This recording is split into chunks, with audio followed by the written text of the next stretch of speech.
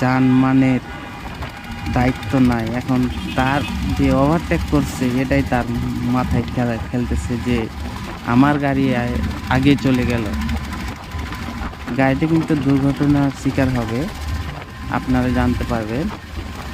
এই গাড়িটা এখন যাইতেছে, গাড়িটা যাওয়ার পরে লাস্টে দেখবেন গাড়িটা অ্যাক্সিডেন্ট হবে। এখন এই যে ওভারটেক করতেছে, কিন্তু আসলে রাস্তা গাড়ি আসতেছে তো এই কারণে করতে পারতেছে না।